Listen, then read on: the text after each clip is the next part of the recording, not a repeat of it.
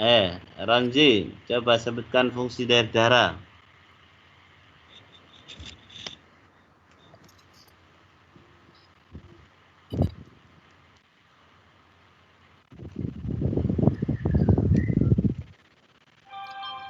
Halo, Ramzi.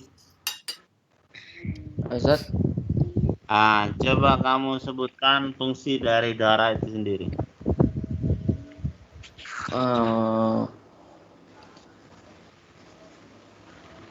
ngangkut oksigen.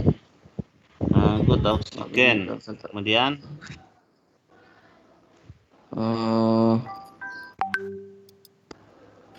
Apa lagi?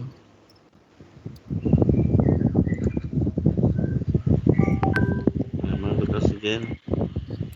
Apa tak? Kemudian Apa, Pak?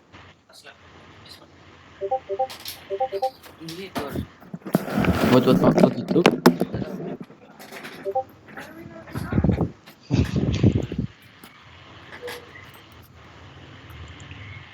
Yang Ayo, tipis coba di bawah meja. Ngangkut oksigen. Membawa sisa oksidasi. sisa hasil, mengangkut sisa hasil oksidasi. Apa lagi?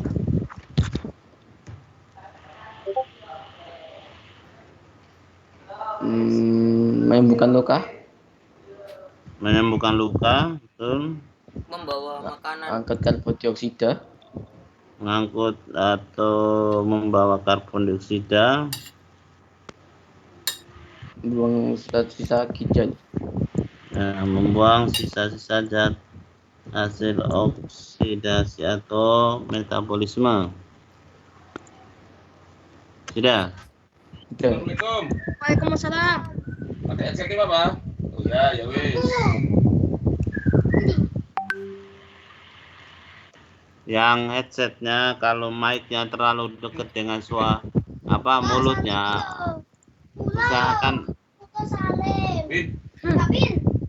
Vin, mute Vin.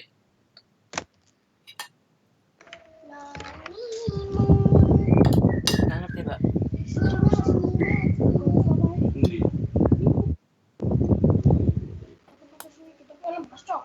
Enak itu. Ono sama bekas coklat iki. Vin mute woi.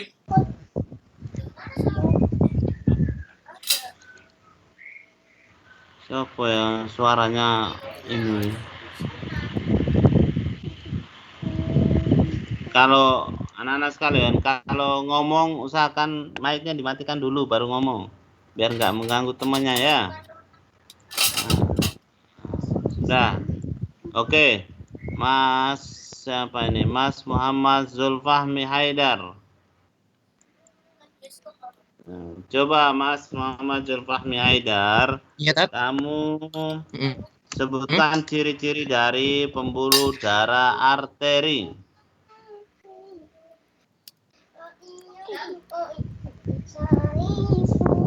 Apa, Tat? Pembuluh darah arteri ya, Tat? Iya, pembuluh darah arteri. Pembuluh darah.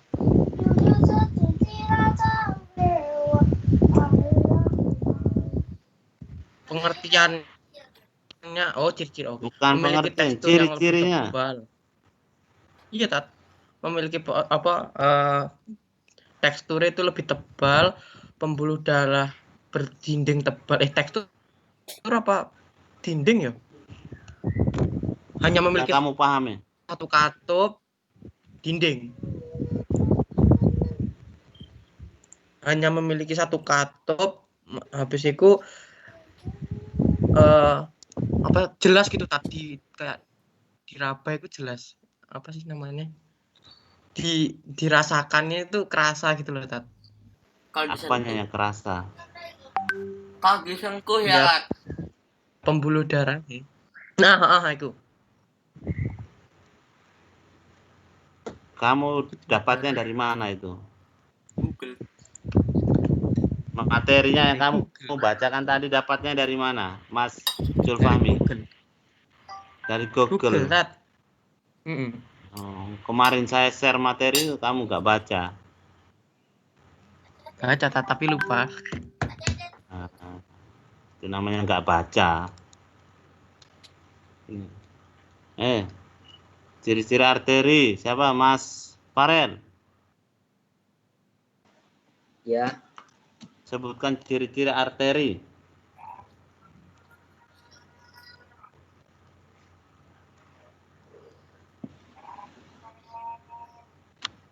Jangan hanya mengandalkan Google ya. Google ya, dia menjelaskan itu kamu nggak paham ya, nggak tahu. Apa yang Ustaz jelaskan ditulis ya. Iya, Tat. Materinya kemarin namanya apa, Tat? Kok nggak ada Oh. kayak kali? Saya nge-share di percakapan itu. Dicari lagi. Sistem peredaran manusia judul itunya, judul filenya. Sistem peredaran darah manusia. dindingnya Ya, lebih tebal, lebih elastis. Nah, dinding yang Punya tebal, katup di elastis. punya katupnya katup di pangkal di jantung. pangkal jantungnya. Ya. Lanjut.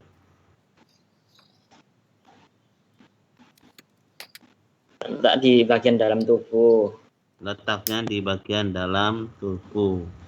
Kemudian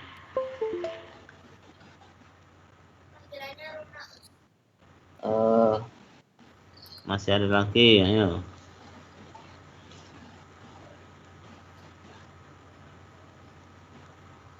Alirannya lebih deras. Alirannya lebih deras. Kalau aliran lebih deras berarti denyutnya terasa, ya. Aliran lebih deras maka denyutnya terasa. Arteri mengangkut darah meninggalkan jantung atau menuju ke jantung.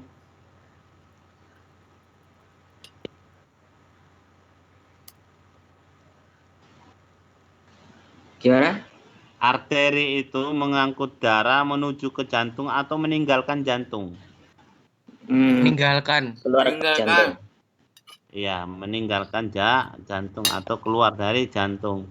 Arteri mengangkut darah bersih atau kotor? Bersih. Bersih. Kenapa? Nah, Penjelasan?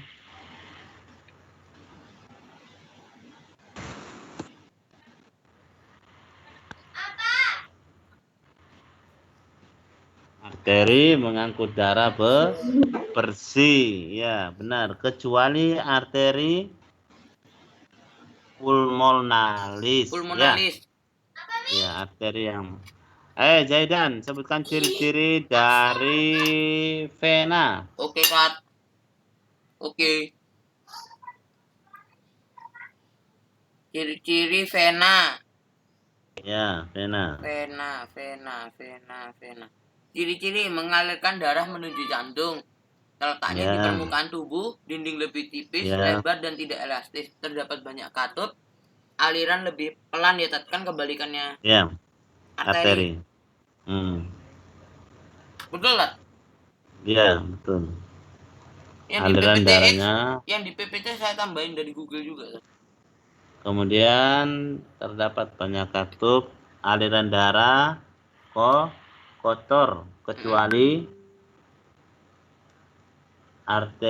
vena pulmonalis, ya. Kemudian berikutnya Ustadz akan menjelaskan mekanisme peredaran darah. Ya. Mekanisme peredaran darah. Jadi pada manusia, sistem peredaran darah manusia itu disebut dengan sistem peredaran darah tertutup. Ya. Oh, kalau yang terbuka Kenapa? itu serangga ya, Tat? Ya. Tertutup, kenapa dikatakan sebagai tertutup? Yaitu karena sistem peredaran darah mengalir di dalam pembuluh darah. Itu namanya sistem peredaran tertutup. Kemudian sistem peredaran darah manusia disebut juga sistem peredaran darah besar dan kecil. Kita lihat sistem peredaran darah. Ustaz share ini aja. Gambarnya aja.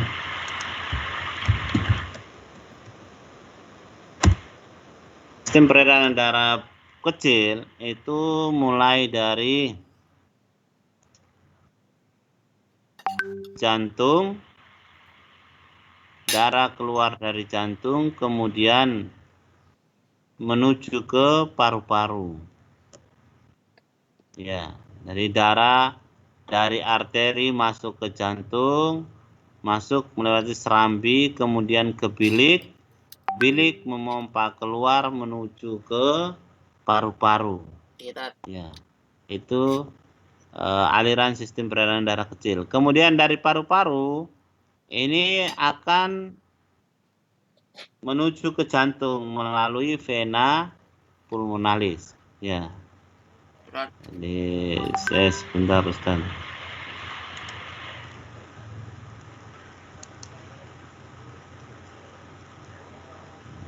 Ustaz ini aja Ustaz share gambarnya aja biar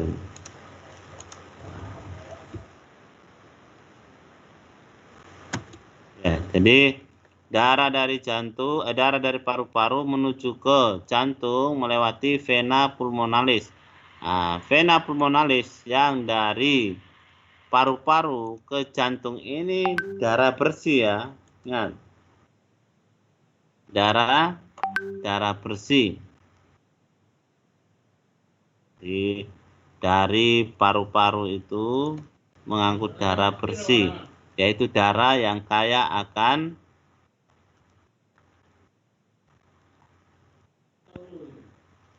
oksigen ya.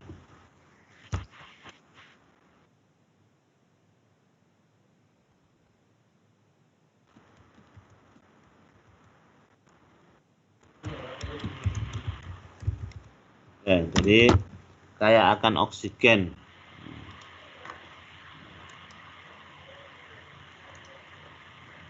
Pada paru-paru itu terjadi proses pertukaran antara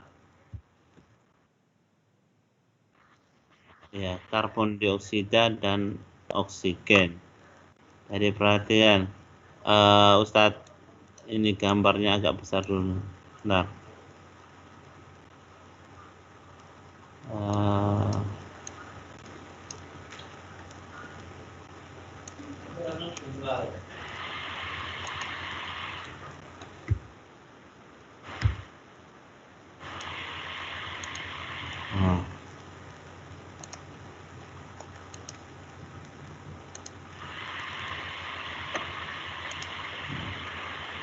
kelihatan gambarnya ya? Iya, perhatian. Yang lain, kalau nggak kelihatan, temukan. Perhatian, jadi sistem peredaran darah manusia ini ada sistem peredaran darah kecil dan besar. Sistem peredaran darah kecil itu perhatian, mulai dari darah dari bilik, ya, darah dari bilik. Perhatikan di kursornya Ustaz. Darah dari bilik menuju ke paru-paru. Nah, ini melewati arteri pulmonalis. Ya. Jadi dari bilik kanan dipompakan menuju ke paru-paru melewat arteri pulmonalis. Nah, darah ini darah yang banyak mengandung karbon dioksida. Karena dia menuju ke paru-paru ya. Jadi banyak mengandung karbon dioksida. Nah, sampai di paru-paru terjadi pertukaran, yaitu karbon dioksida mudah lepas dari hemoglobin. Jadi dia lepas ikatannya dengan hemoglobin dan masuk menuju ke alveolus atau paru-parunya. Ya. Setelah itu di dalam alveolus terdapat banyak oksigen karena proses perpindahan oksigen dan karbon dioksida di paru-paru itu prosesnya bersifat difusi. Difusi itu perpindahan zat dari konsentrasi yang tinggi menuju ke rendah. Nah, di dalam pembuluh darah vena pulmonalis itu terdapat banyak oksigen. Arteri pulmonalis terdapat banyak karbon dioksida.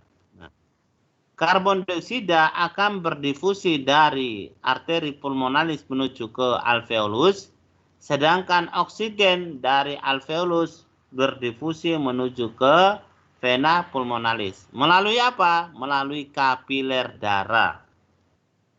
Karena kapiler itu menghubungkan antara vena atau venol dan arteriol.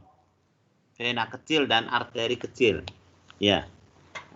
Setelah darah dari paru-paru yang mengandung akan oksigen melewati vena pulmonalis, maka masuk ke serambi kiri.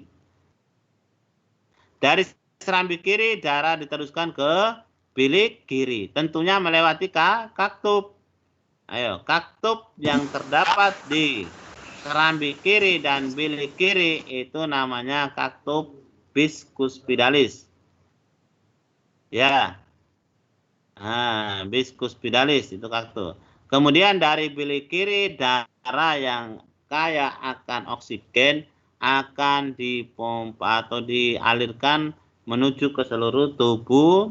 Ada yang ke bagian kepala, bagian atas, dan ada yang bagian bawah, yaitu bagian seluruh tubuh bagian bawah dan seluruh tubuh bagian atas. Ini darah bersih ya. Nah, darah bersih yang dari bilik kiri dialirkan ke seluruh tubuh melalui arteri.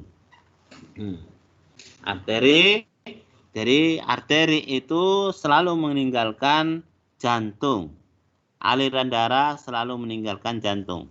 Sampai di seluruh tubuh, maka darah ini yang banyak mengandung zat makanan dan oksigen akan dialirkan ke sel-sel darah, sel-sel atau jaringan tubuh yang membutuhkan. Karena kita lihat proses yang terjadi di sel-sel itu adalah proses oksidasi, maka makanan yang berupa sari, makanan karbohidrat tadi yang dibawa dari usus penyerapan menuju ke sel, ini akan bereaksi dengan oksigen di dalam sel. Nah, inilah terjadi reaksi respirasi intraseluler. Respirasi intraseluler itu respirasi yang terjadi di dalam sel. Hasil akhir dari respirasi itu merupakan energi. Jadi darah tadi membawa oksigen dan glukosa atau karbohidrat sampai di sel terjadi oksidasi. Nah, proses oksidasi ini atau proses pembakaran ini menghasilkan energi dan karbon dioksida serta zat-zat lainnya. Nah, setelah itu zat-zat lainnya ini akan dikeluarkan dari sel ya menuju ke jantung lagi. Jadi perhatikan, darah yang kotor yang hasil dari metabolisme sel tadi dikeluarkan dari sel kemudian menuju ke jantung. Nah, ini darah ini kayak akan apa? Karbon dioksida dan urea serta zat-zat lainnya. Yaitu sisa dari metabolisme. Nah, kemudian dari sel atau dari tubuh menuju ke jantung ini dia melalui vena. Karena vena itu aliran darah selalu menuju ke jantung. Nah, vena yang dari tubuh menuju ke jantung ini mengangkut darah kotor.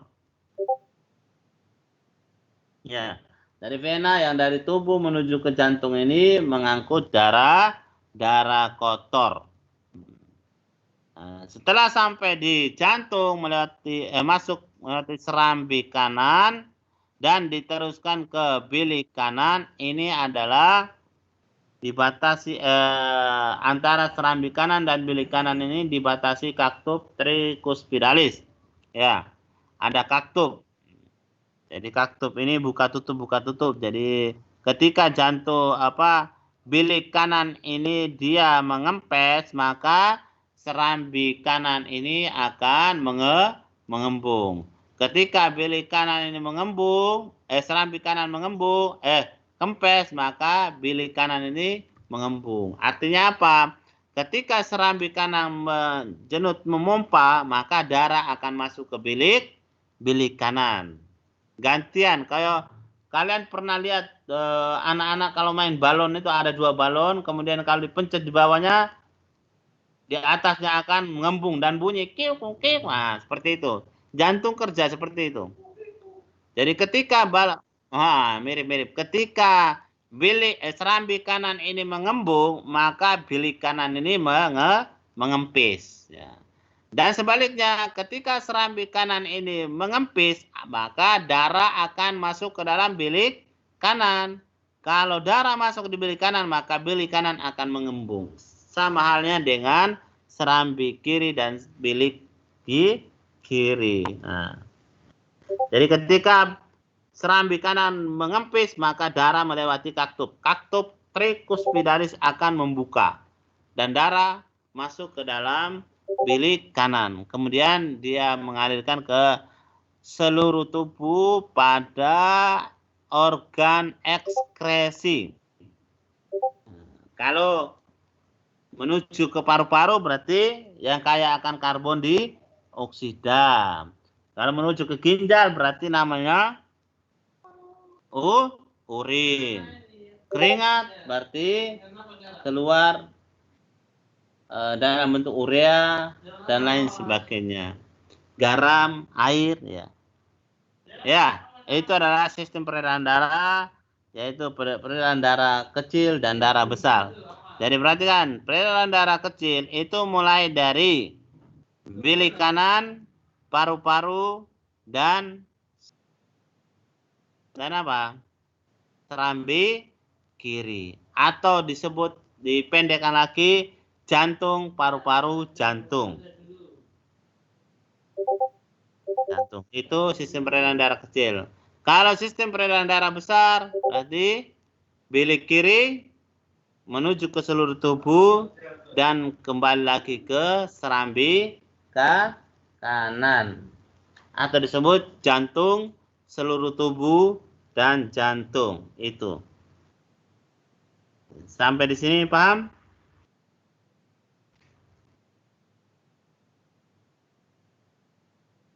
Ini yang lain nggak bersuarain kemana semua, Jaidan? Paham. Ada, Tat.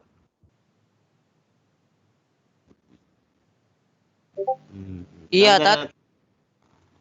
Dari tadi Jaidan sendiri yang ngomong aja. Masa Ustadz suruh gak usah ngomong, kemudian Ustadz nanya, paham? Suwe baru jawab paham. Nah, sekarang yang paham, yang tadi paham itu coba Ustadz suruh kamu jelaskan. Siapa yang barusan jawab paham itu? Faras, coba kamu jelaskan sistem peredaran darah kecil dan darah besar. Biar tidak ada dusta di antara kita. Iya, katanya paham, ya Ustadz suruh jelaskan bisa. Ayo Mas Faras.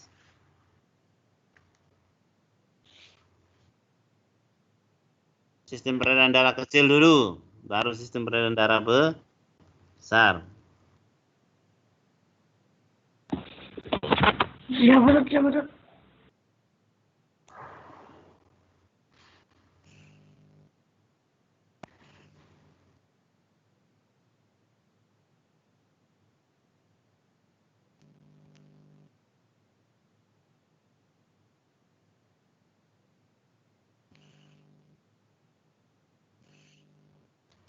Ayo, atau ini siapa? Kalau nggak bisa berarti siapa? Yang lain gantian siapa? Huda, mana Huda? Ya, Tat. Huda mana Huda? Halo, Tat. Nah, udah kamu jelaskan aja udah. Peredaran darah kecil. Peredaran darah kecil. Oh. Jadi dari bilik kanan itu niup, terus masuk arteri pulmonalis, lalu ke paru-paru, lalu ke vena pulmonalis, lalu ke serambi kiri. Serambi kiri. Nah, sistem peredaran darah besar. Ayo dah, yang darah besar. Dari sebentar, Tat. Dari serambi kanan ke arteri pulmonalis, terus ke paru-paru, keluar di vena pulmonalis, masuk bilik kiri, diantar sama masuk ke serambi kiri, terus bilik kiri, terus ke seluruh tubuh, lalu ke vena, lalu ke serambi kanan. Nah, singkat lagi, ayo ulangi. Dari sistem peredaran darah besar. Mulai dari bilik kiri. Ayo. Bilik kiri, lalu ke seluruh tubuh, lalu ke vena, terus masuk ke bilik kanan, serambi kanan, serambi kanan. Terus bilik Sudah kiri. Itu doang ya, Tat? Itu doang. Jadi kalau peredaran darah besar itu jantung, seluruh tubuh jantung, dari bilik kiri ke seluruh tubuh, kemudian balik lagi ke serambi kanan. Itu sistem peredaran darah besar. Kalau sistem peredaran darah kecil dari bilik kanan, kemudian paru-paru dan masuk ke serambi kiri. Nah, kemudian siapa lagi nih? Saya sudah. Apa ini? Jaidan, ayo Jaidan, kamu jelaskan mekanisme kerja jantung. Iya, antara bilik dan serambi. Iya, barusan Ustadz jelaskan yang terakhir tadi itu. Ayo.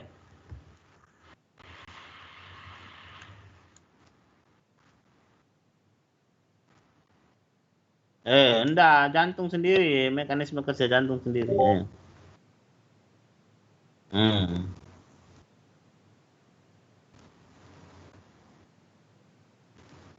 Oh, enggak, keliru tuh. Itu sistem peredaran darahnya. Kalau mekanisme kerja jantung bekerjanya bagaimana? Kok mekanisme kerja roda berputar pada porosnya. Nah, itu.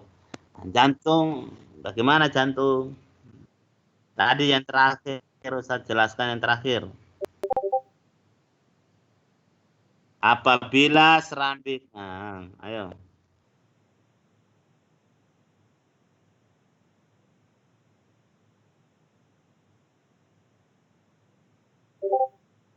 Bukan.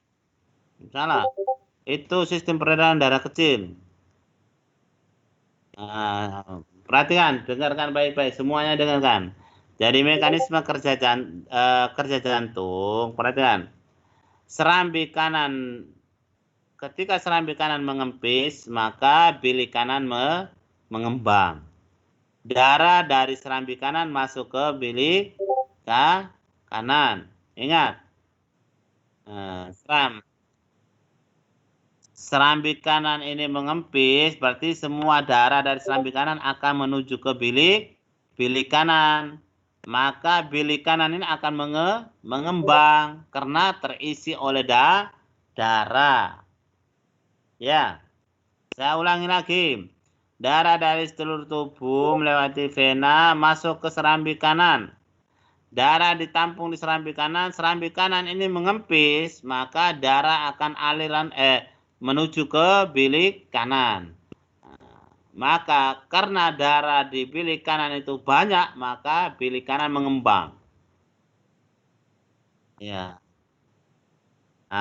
Kalau bilik kanan mengempis, maka darah akan keluar dari bilik kanan menuju ke paru-paru dan serambi kanan ini akan mengembang lagi. Paham? Jadi ketika bilik kanan itu mengempis, maka darah akan dipompakan keluar ke paru-paru dan serambi kanan akan mengembang sehingga darah akan masuk lagi. Terus menerus seperti itu. Ya, jadi Ustadz ulangi lagi. Ketika serambi kanan mengembang, maka bilik kanan akan mengempis. Dan sebaliknya, ketika serambi kanan mengempis, maka darah akan masuk ke bilik kanan dan bilik kanan mengembang. Paham? Ya, sebaliknya yang sebelah kiri. Ketika serambi kiri mengembang, maka bilik kiri akan mengempis. Dan sebaliknya, ketika serambi kanan mengempis, maka darah akan menuju ke bilik kiri. Sehingga bilik kiri mengembang.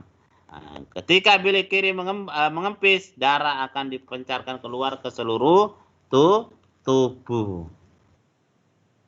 Ya. Belum paham, silakan ditanyakan lagi, ayo.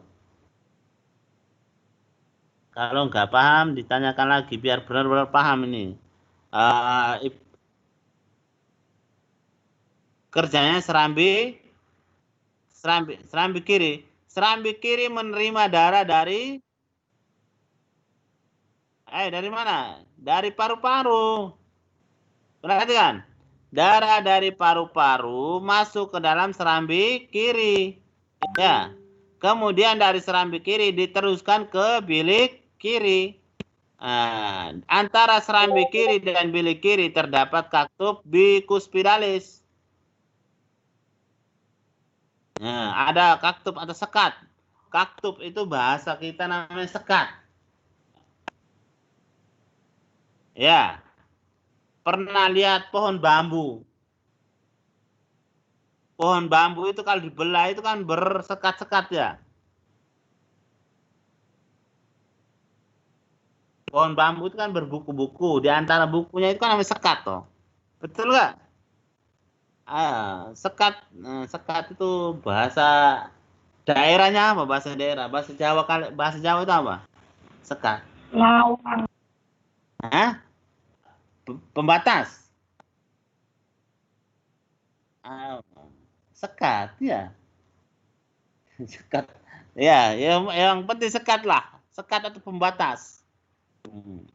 Jadi antara serambi kiri dengan bilik kiri itu ada pembatasnya.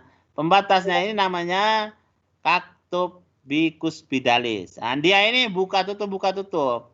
Ketika dia buka, apabila serambi kiri memompa darah ke bilik kiri, baru dia buka. Ya. Kenapa kok harus ada katup? Ayo. Pertanyaan Ustadz, kenapa kok harus ada katup? Biar darah darahnya nggak masuk balik. Biar darah nggak balik lagi. Darah udah masuk bilik kiri, balik lagi ke serambi kiri. Nggak bisa. Harus ada katup atau sekat untuk menghalangi. Biar darah dari bilik kiri dipompa atau disemburkan ke seluruh tubuh. Dia nggak balik lagi ke serambi kiri, tapi disemburkan ke seluruh tubuh. Kenapa? Karena ada katup tadi. Ya. Ya, paham ya? Halo? Ya. Ya, saya ulangi lagi ya. Jadi serambi kiri itu fungsinya apa? Serambi kiri menerima darah dari paru-paru.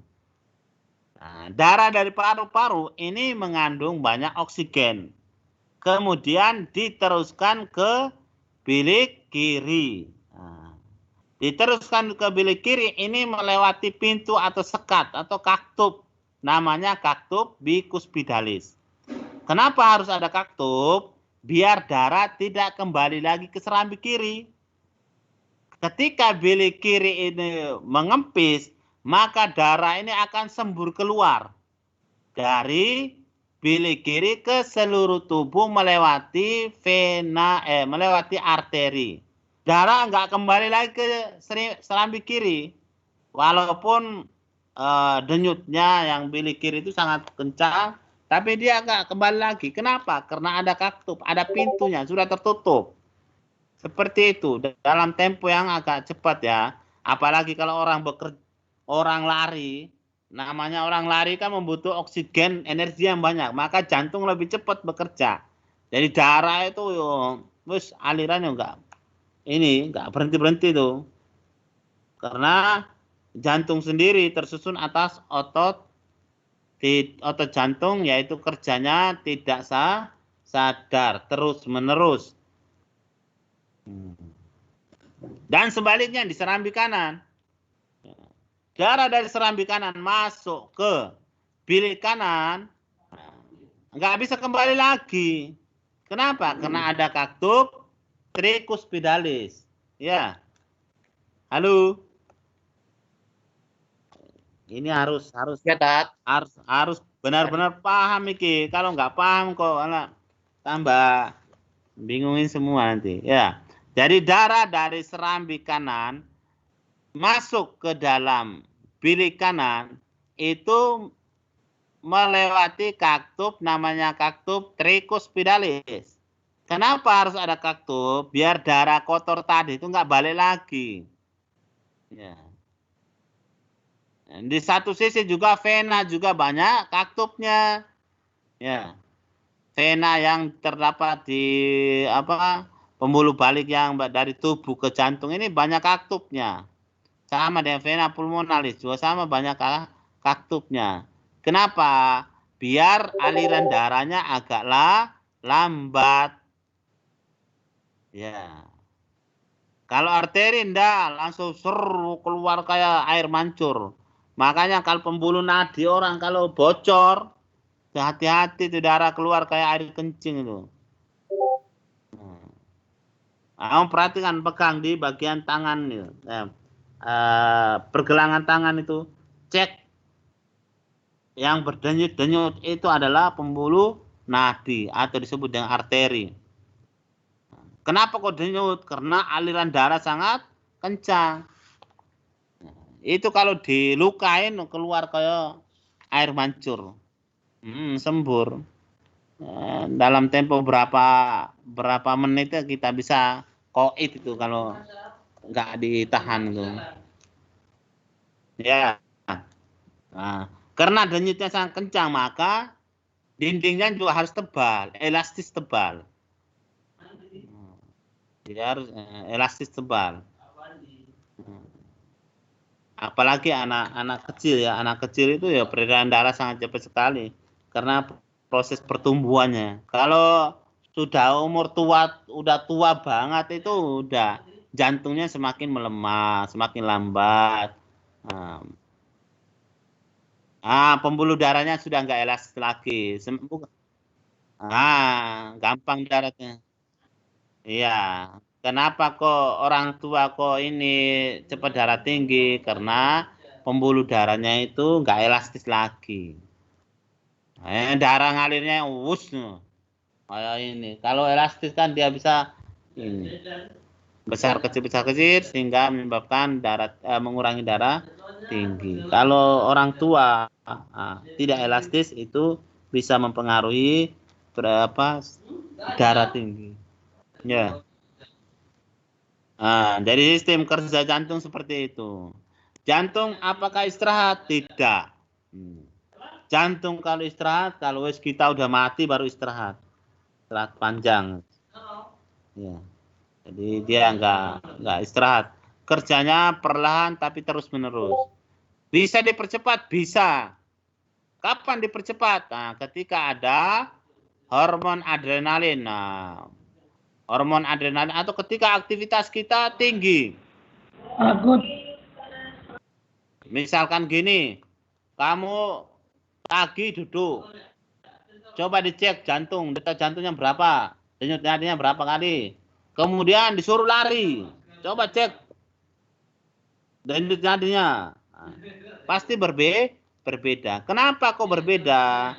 Karena tubuh membutuhkan energi, maka jantung juga harus cepat mengalirkan darah. Karena kita tahu darah mengandung oksigen dan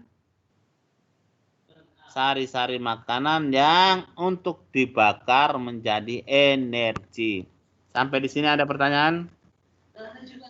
Saya belum ngasih kuis ya. Ini pertemuan kita kapan lagi nih? Yang kelas-kelas yang lain sudah ada kuisnya. Kelas ini belum ada kuis. Kelas 7C belum ada kuis. Insya Allah nanti kalau sore Ustadz kirim ya. Kuisnya itu pilihan ganda 5 soal. Nah itu dikerjakan langsung lihat hasilnya kok enggak ini. Oke. Batas waktunya sampai hari apa, Tat? Kenapa? Ustaz, Windows 10. Iya. Ustaz, batas waktunya sampai kapan, Tat? Belum, nanti sore Pak Ustaz kirim paling ya 5 soal 1 hari cukup. Oh, oke.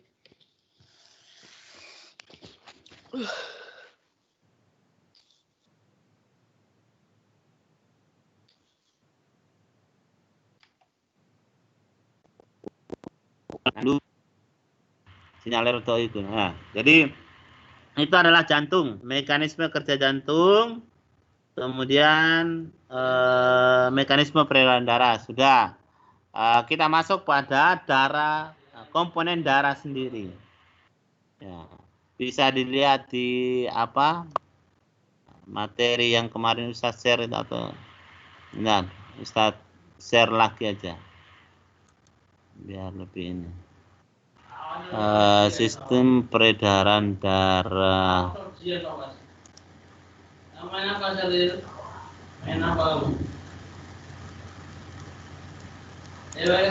Peredaran darah.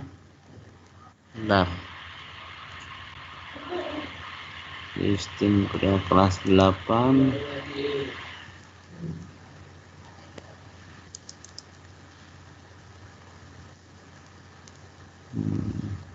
Dan darah manusia.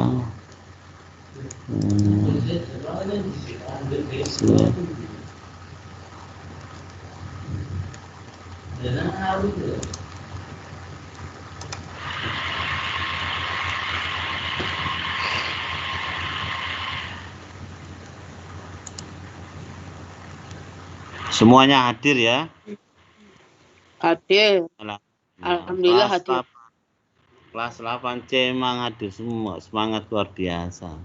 Iya, tapi kadang cuman dipajang tok namanya, Tat. Oh, gitu ada anak yang kayak gitu. Iya, tadi Ada. Kan kadang, Tat, kadang. Semoga tidak meninggalkan pelajarannya Ustadz ya. Insyaallah. Amin, Oke. amin. Kita masuk pada komponen darah itu sendiri. Jadi darah itu di dalamnya terdapat tentu adalah air, ya, hemoglobin, ya, plasma darah itu banyak mengandung cairan. Kemudian sel-sel darah ini ada juga yang padat, yaitu eritrosit, komponen penyusunnya serum, protein, albumin, globulin, hormon, protombin, fibrinogen. Ini protombin dan fibrinogen ini ketika digunakan dalam proses pembekuan darah. Kemudian garam-garam mineral dan bahan-bahan organik serta sisa hasil metabolisme. Bahan-bahan organik ini maksudnya adalah bahan-bahan yang mengandung kayak karbohidrat, lemak, protein. Nah, ini adalah bahan-bahan organik. Ya. Itu adalah komponen dari darah. Komponen yang padat kita lihat eritrosit. Eritrosit, leukosit dan trombosit. Eritrosit atau disebut dengan sel darah merah, leukosit disebut dengan sel darah putih dan trombosit itu keping darah. Kita lihat yang pertama eritrosit. Eritrosit ini berbentuk bikonkav, yaitu tengahnya mencekung, warna bulat, modelnya bulat, kemudian tengahnya mencekung, seperti kue donat tapi nggak ada bolongnya ya. Kue donat itu bolong, kalau sel darah merah ini tidak berbolong. Kemudian tidak memiliki nukleus. Nah, sel darah merah tidak memiliki inti atau nukleus. Mengandung hemoglobin, zat hemi atau protein hemi. Protein hemi ini dia berfungsi untuk mengikat oksigen dan karbon dioksida ya. Makanya orang-orang yang tinggalan di dataran tinggi itu hemoglobinnya harus banyak. adaptasinya orang yang tinggal di dataran tinggi, di atas di atas gunung itu rata-rata hemoglobinnya banyak. Atau kalau kita mau ke puncak, bawa oksigen, tabung oksigen. Kenapa? Karena semakin di atas, semakin di dataran tinggi, kadar oksigen semakin sedikit. Tipis. Nah, semakin tipis. Maka solusi bagi orang yang tinggal di atas itu harus adaptasi, yaitu produksi hemoglobin lebih banyak sehingga memudahkan untuk pengikatan oksigen. Ya. Itu adalah sel darah merah atau eritrosit, berbentuk bikonkav, tidak berinti, mengandung hemoglobin. Fungsinya apa? Karena dia mengandung hemoglobin, maka fungsinya mengangkut oksigen dari paru-paru dan ke seluruh tubuh serta mengangkut karbon dioksida dari sel atau hasil metabolisme ke jantung dan ke paru-paru. Ya, fungsinya yang pertama adalah ya. Mau tanya, itu katanya kan kalau di tempat tinggi hemoglobin harus banyak kan. Nah, itu nambahnya gimana, Tat? Produksi, tubuh produksi sendiri. Oke. Jadi hemoglobin itu sel darah itu dalam 4-5 hari itu dia akan rusak. Zat heminya ini akan dikembalikan lagi oleh hati. Jadi proses perombakannya kan di hati. Perombakan darah itu kan di hati. Nah, yang bersifat racun dikeluarkan, masuk di empedu dan dimanfaatkan untuk proses pencernaan. Tapi zat heminya ini, hemoglobinnya ini dari hati dikembali lagi ke darah. Manfaatnya apa? Untuk mengikat oksigen lagi. Ya. Jadi luar biasa hemoglobin. Hati bisa merombak dan mengembalikan lagi ke dalam darah. Kemudian fungsi yang leukositnya, leukosit ini adalah memiliki peran sebagai pertahanan tubuh. Di musim-musim pandemi seperti ini, tubuh kita harus memproduksi leukosit lebih banyak. Kapan tubuh memproduksi leukosit lebih banyak? Ketika penyakit atau kuman masuk ke dalam tubuh. Itu produksi leukosit semakin banyak. Tapi ada orang yang bawaannya itu sudah produksi leukositnya banyak. Itu adalah penderita leukemia. Orang yang penderita leukemia ini adalah kanker darah ya. Leukositnya banyak. Serem, berbahaya. Makan kabeh sel-selnya dimakan. Makanya ya semoga kita. Dan ini adalah penyakit bawaan. Penyakit hereditas.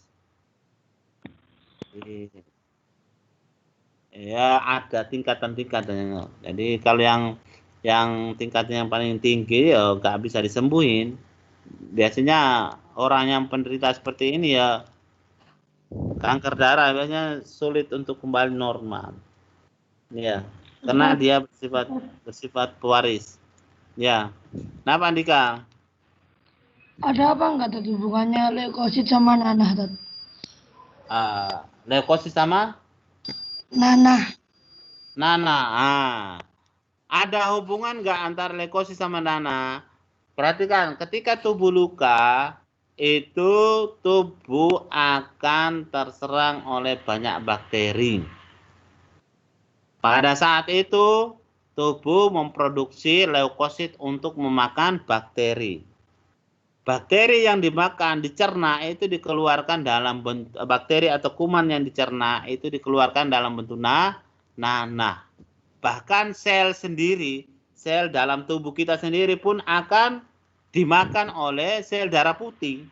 Jika sel yang di dalam tubuh kita itu sudah mengalami umur uzur, sudah tua, sudah wayai mati, maka dimakan oleh leukosit dan dikeluarkan dalam bentuk nanah. Ya. Makanya ada yang penyakit apa? Sakit udunan itu. Nah, udunan itu ya sel-sel yang rusak, sudah mulai rusak dimakan oleh sel darah putih tapi tidak menemui jalan keluar, maka dia membentuk saluran sendiri. Ya, itu namanya udun. Dan kalau di depan permukaan kaki yang luka, biasanya banyak-banyak kelihatan nanah. Seperti itu karena hasil pencernaan dari leukosit. Ya. Jadi ketika tubuh mengalami luka, leukosit mulai diproduksi lebih banyak lagi. Untuk apa? Untuk menjaga pertahanan tubuh dari kuman. Kita nggak tahu di sekitar kita ini banyak kumannya. Kuman nggak bisa diindra dengan mata telanjang, harus membutuhkan mikroskop. Ya. Nah, leukosit juga memiliki sifat diabetes, bisa menembus pembuluh darah. Ini hebatnya leukosit. Kenapa? Karena kalau kuman atau bakteri berada di jaringan tubuh, maka dia bisa menembus pembuluh darah. Untuk apa? Karena sifat leukosit adalah sifat fagositosis, yaitu memakan kuman, maka dia menembus pembuluh darah untuk memakannya. Nah, fagositosis itu sifatnya seperti apa? Seperti amoeboid. Sel amoeba itu kalau makan makanan itu dia menelan langsung seperti itu. Iya. Sampai di sini ada pertanyaan? Ustaz, berarti kalau itu kan Iya. ditembus tete. Keluar pembuluh darah itu berarti dibolongi kayak ceritanya yang nggak nemu bolongan itu, Tet. Jadi dia menembus pembuluh darah untuk memakan jaringan yang rusak atau jaringan yang terinfeksi oleh bakteri atau virus. Bahkan leukosit sendiri bisa mengeluarkan antibodi. Artinya apa? Ketika virus masuk, maka leukosit mengenalnya dan memproduksi antibodi untuk memakan virus tersebut. Jadi corona ini obatnya apa? Obatnya mangan enak, istirahat, cuci tangan, pakai masker, dan tingkatkan sistem imun. Vaksin apakah bukan obat? Vaksin bukan obat. Vaksin itu virus yang dilemahkan, kemudian disuntikan ke dalam tubuh agar tubuh memproduksi leukosit atau antibodi. Ya, seperti itu. Ya, makanya ketika kalian mau umroh atau di antara kalian yang mau umroh, biasanya divaksin toh. Vaksin itu memancing tubuh untuk memproduksi antivirus. Antivirusnya apa? Antivirusnya vaksin tadi. Bukan antivirus, virusnya vaksin tadi. Jadi virusnya kalau cacar ya vaksinnya itu virus yang cacar yang sudah dilemahkan. Meningitis ya virusnya meningitis yang sudah dilemahkan. Nah, corona belum ada belum ada yang melemahkan ini corona. Maka orang masih mengira-ngira membuat vaksin. Kan vaksin Sinovac itu kan masih uji tahap ketiga toh. Uji coba ketiga ini yang ke manusia. Cocok nggak? Ternyata pemerintah milihnya Indonesia. Waduh, kita yang dijadikan uji coba. Begitulah ya. Semoga aja kita dijauhkan dari hal-hal yang buruk. Semoga Allah selalu melindungi kita. Amin. Ada pertanyaan lagi? Kalau nggak ada persiapan istirahat, siapa yang mau nanya? Silakan. Saya Ustaz. Hormon itu apa sebenarnya, Ustaz? Hormon. Kenapa? Hormon Itu apa? Hormon itu ya, jadi tubuh itu memproduksi hormon untuk membantu proses pertumbuhan. Ya. Jadi hormon itu diproduksi oleh tubuh untuk membantu proses pertumbuhan, mempercepat proses pertumbuhan. Hormon itu mengandung protein. Jadi hormon itu mengandung protein. Kenapa kok hormon bisa membantu proses percepatan pertumbuhan? Ibaratnya begini. Jalan raya itu kalau banyak mobil kan macet. Proses pencernaan kalau nggak dibantu oleh hormon maka macet. Untuk mendapatkan energi itu lama. Maka tubuh memproduksi hormon untuk membantu proses pencernaan. Jadi inti dari pencernaan itu kan menghasilkan energi toh. Ya. Inti dari pencernaan itu kan menghasilkan energi. Tubuh bisa mendapatkan energi dengan cepat, maka tubuh mengeluarkan hormon.